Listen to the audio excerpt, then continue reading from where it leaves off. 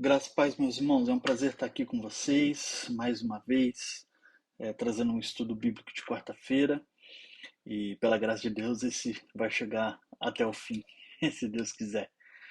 Eu queria convidar a você abrir sua Bíblia lá no Salmo de número 90, versos de 1 a 10. Salmo 90, de 1 a 10. Diz assim: Senhor, tu tens sido nosso refúgio de geração em geração. Antes que os montes nascessem e se formassem a terra e o mundo, de eternidade a eternidade tu és Deus. Tu reduzes o homem ao pó e dizes: Tornai filho dos homens. Por 1000 anos os teus olhos são como o dia de ontem que se foi e como a vigília da noite. Tu os arrastas na torrente e são como um sono, como a relva que floresce de madrugada viceja e floresce, e à tarde murcha e seca. Pois somos consumidos pela tua ira e pelo teu furor, conturbados. Diante de ti puseste as nossas iniquidades e, sobre a luz do teu rosto, os nossos pecados ocultos. Pois todos os nossos dias se passam na tua ira. Acabaram-se os nossos anos como um breve pensamento. Os dias de nossa vida sobem 70 anos, ou, havendo vigor, a 80. Neste caso, o melhor deles é canseira e enfado, porque tudo passa rapidamente e nós voamos. Esse salmo aqui nos apresenta um Deus grande, maravilhoso, um Deus que cuida de nós, que nos fortalece, que nos abençoa, mas um Deus muito grande. Esse Deus maravilhoso que ouve a nossa oração, esse Deus que nós vamos estudar é, no dia, no dia de hoje. Nós vamos fazer uma oração de adoração a esse Deus tão grande que Ele é. Feche seus olhos. Ó Pai Santo, nós queremos te bendizer e te agradecer pelo Deus maravilhoso que és. Ó Pai, obrigado, Senhor Deus, porque em todo tempo vemos o cuidado do Senhor. Obrigado, Senhor Deus, porque em Ti nós temos, Senhor Deus, o amparo, o sustento, o cuidado. Obrigado, Senhor Deus, porque em Ti nós temos o Deus, ó Pai, que se importa conosco, que olha para nós, mesmo sendo grande, mesmo sendo infinito, o Senhor se preocupa conosco, pessoas, ó Pai, que fomos criados por Ti. Obrigado, Senhor Deus, e recebe a nossa adoração nesta noite. Recebe a nossa adoração neste dia, Senhor Deus, de quarta-feira. E que em nome de Jesus, o Senhor seja sempre o centro de nossas vidas, o Deus que se importa conosco. Em nome de Jesus. Amém. Amém, irmãos. Esse Deus tão grande, tão maravilhoso é o Deus que também perdoa os nossos pecados. Nós vamos ler agora o livro de Efésios. Efésios, capítulo primeiro. Capítulo 2, versos de 1 a 15. Efésios 2, de 1 a 15.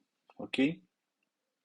Ele diz assim: Ele vos deu vida, estando vós mortos nos vossos delitos e pecados, nos quais andastes outrora segundo o curso deste mundo, segundo o príncipe da potestade do ar, do, do espírito que agora atua em vós, nos filhos da desobediência, entre os quais também todos nós andamos outrora, segundo a inclinação da nossa carne, fazendo a vontade da carne e dos pensamentos. E éramos, por natureza, filhos da ira, como também os demais. Mas Deus, sendo rico em misericórdia, por causa do grande amor que nos amou, e estando nós mortos os nossos delitos, nos deu vida juntamente com Cristo. Pela graça sois salvos. Esse é o Deus que é grande, que é criador de todas as coisas, que é aquele que antes de existir as montanhas, os vales, os rios, é, o salmista nos apresenta que ele é de eternidade a eternidade, ele é Deus, mas mesmo assim é o Deus que é gracioso, que se importa conosco.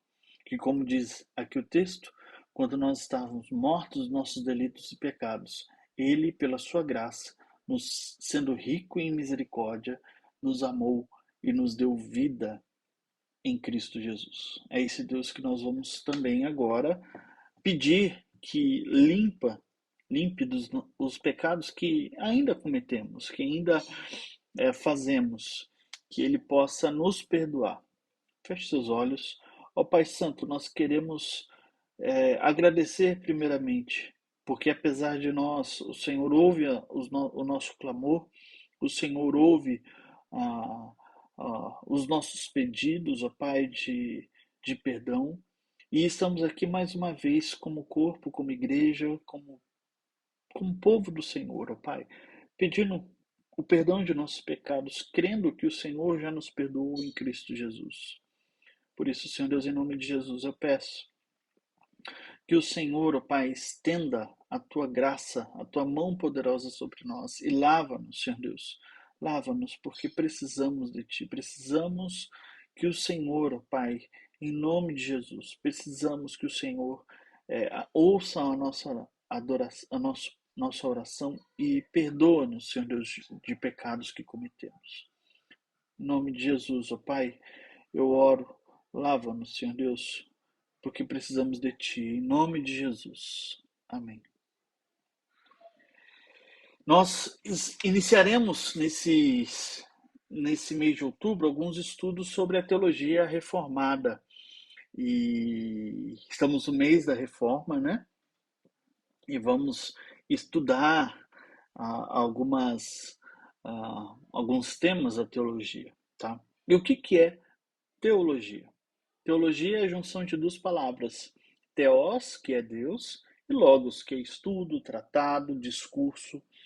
Entretanto, no século IV e o século V, refere-se genuinamente à compreensão das Escrituras, enquanto antes disso não era especificamente o estudo das Escrituras, mas a partir do século IV ou V, mais ou menos, a compreensão ficou voltada a esse estudo, a teologia, ao estudo das Escrituras. Então, a disciplina teologia ficou definida como uma ciência que trata de Deus. Entretanto, algo que precisa ser pensado é que Deus, quando nós estudamos a teologia, pensando nesse estudo das Escrituras, não somos nós indo atrás somente de um conhecimento, não somos nós como caçadores de Deus, mas é Deus que fala de si e se revela a si mesmo para nós. E nós temos essa capacidade de conhecer e de estudar mais sobre Deus. Teologia reformada é a teologia oriunda da Reforma Protestante, que nós comemoramos agora no dia 31 de outubro, mais um ano. Teologia reformada não é exclusiva da IPB, tá? Existem várias denominações que trabalham sobre a teologia, sobre a ótica da teologia reformada. Tem muitos batistas que têm essa visão, tem luteranos que são reformados e assim por diante. Mas algo importante de nós pensarmos, como eu disse, é que é Deus falando de si mesmo. A teologia é Deus falando de si mesmo. E é isso que a teologia reformada nos ensina, que é o próprio Deus que se revela a nós. Isso é um foco muito importante que a gente precisa trabalhar. Não somos nós, como eu disse, como caçadores que vamos descobrir Deus, que Ele está se escondendo, que Ele está brincando de esconde-esconde. Não é isso. Deus, Ele está se revelando a nós.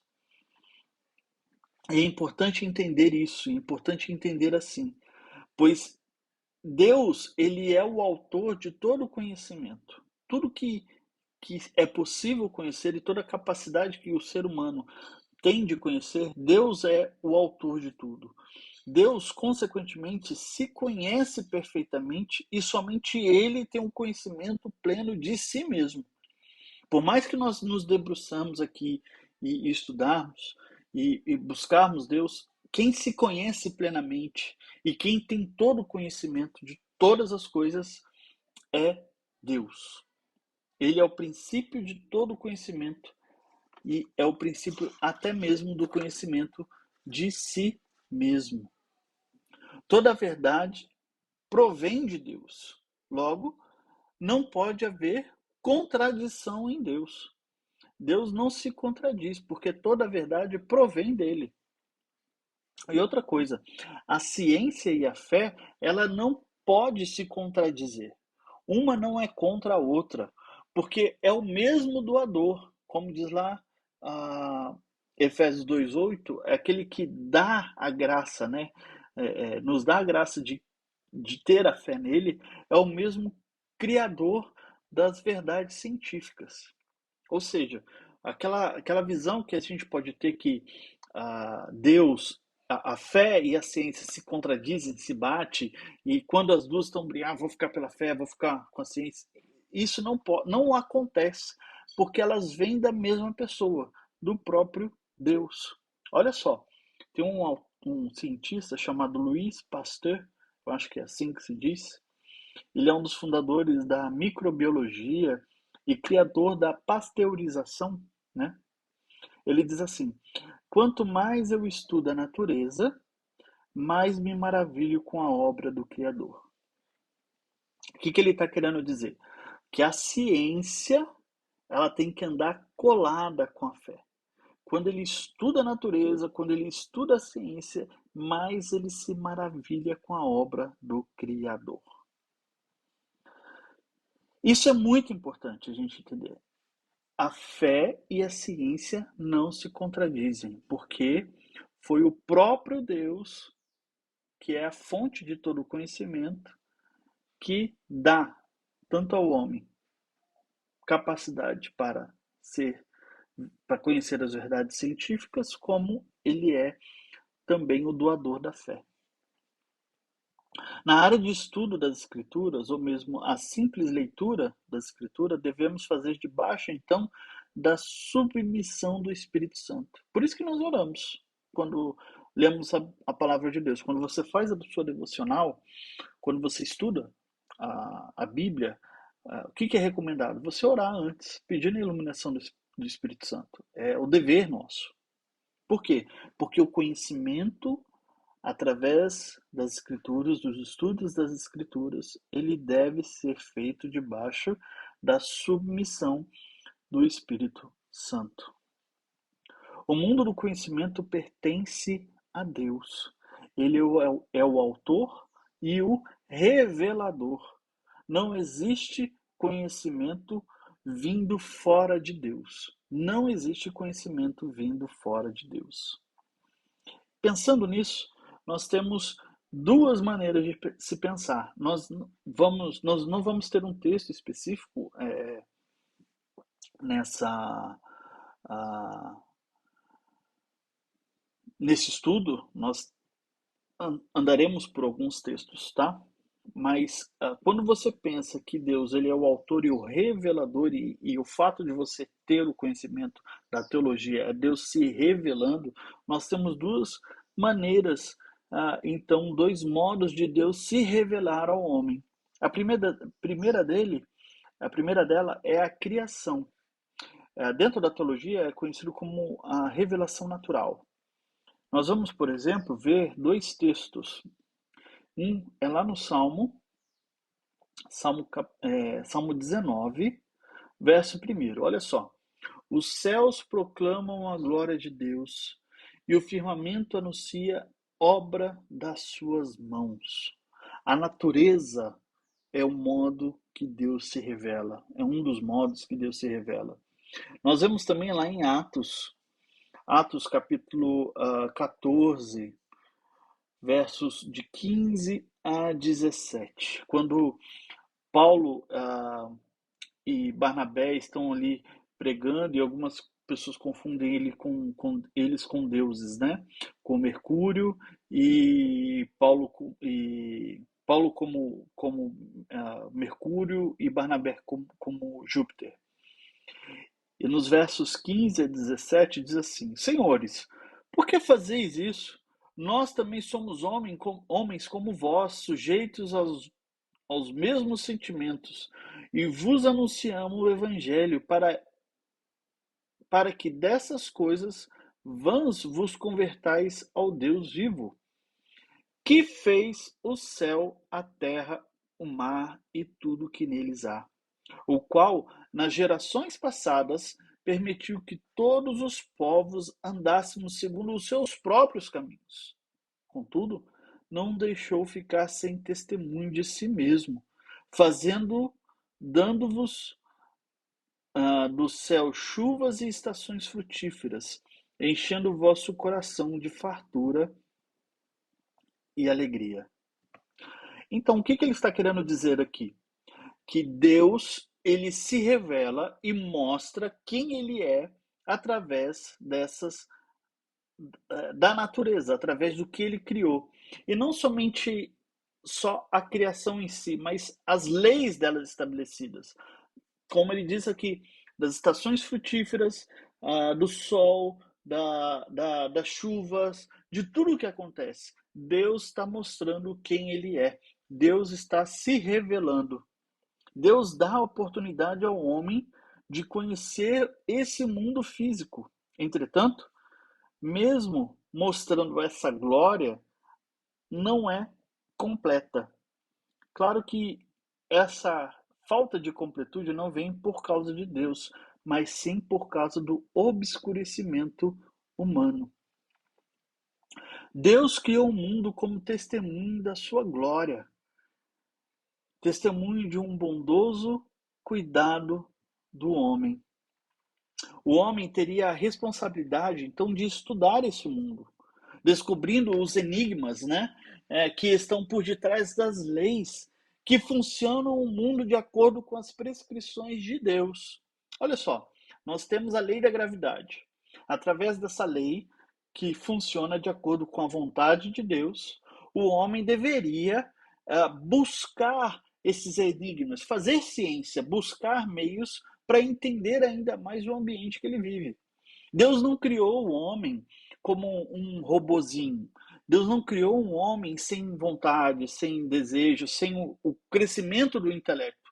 Pelo contrário, ele deu para o homem e falou assim: vocês vão crescer intelectualmente, vocês vão buscar. Ele nos deu essa capacidade.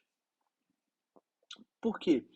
Porque Deus deseja que através da natureza, e natureza não somente, como eu deixo claro, não é somente o seu ato criador, mas, como eu falei, essas leis, né, que a busca do conhecimento debaixo dessas leis que estão fundamentadas e prescritas nele, no Criador, Deus deseja, porque através dela nós também estaremos conhecendo. Toda a natureza aponta para Deus e para a sua glória. Nisso, Deus se revela sabendo que há a possibilidade de ser entendido, pois ele criou e dotou o homem para isso. Ele dotou o homem para conhecer as coisas.